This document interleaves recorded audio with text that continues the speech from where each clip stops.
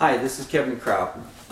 Today I'm going to talk, the topic that I'm going to talk about is one I coined, and it's called the Rocky Mountain Vatican.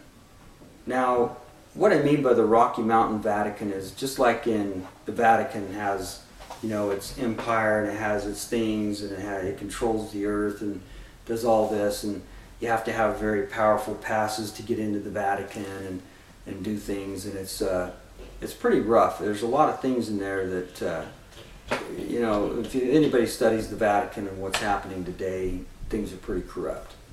And so what happened with the Mormon people was we began to get bigger and more boisterous, but then in 1890 we shook hands with the dark side.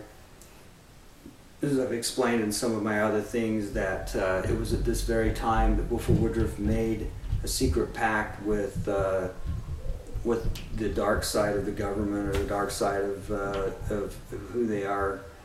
Met with the Bohemian Grove people. I believe he was eventually killed by the Bohemian Club. So anyways, so that all this happened and transacted about the same time, and now we're at that point where we as a people, we lock up our records. We won't let anybody see the truth.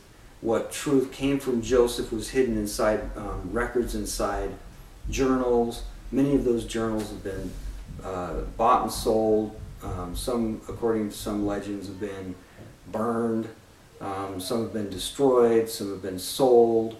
One important journal was Hugh Nibley's grandfather. It was Alexander Nybar's journal. He was the first Jew that joined the church and taught Joseph a lot of Hebrew, and also and that journal, actually, Hugh Nibley gave that to the church because they were going around telling everybody they need to bring in their journals, and then he couldn't even go see it.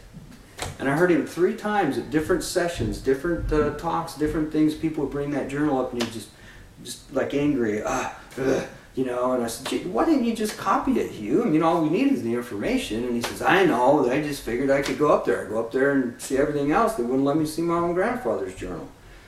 Rumor had it the church sold it, and now they've actually got it back. And I don't know. I've heard one gentleman told me that it still is back in the Rocky Mountain Vatican Library here. A lot of the library, there was some fundamentalist gentlemen that actually snuck in and copied a lot of the stuff that was in the library. And that's why we have so much knowledge and information in the fundamentalist movement, was because of some of these gentlemen that did that.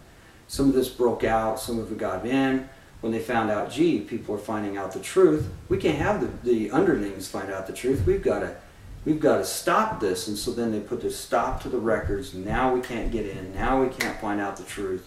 And so that's why I call it the Rocky Mountain Vatican.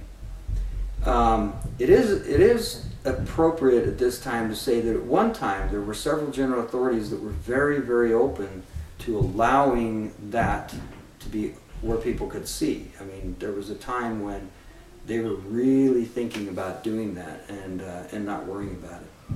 But it is something that is hidden. Why is it hidden? I don't know. It's just not a good thing. So.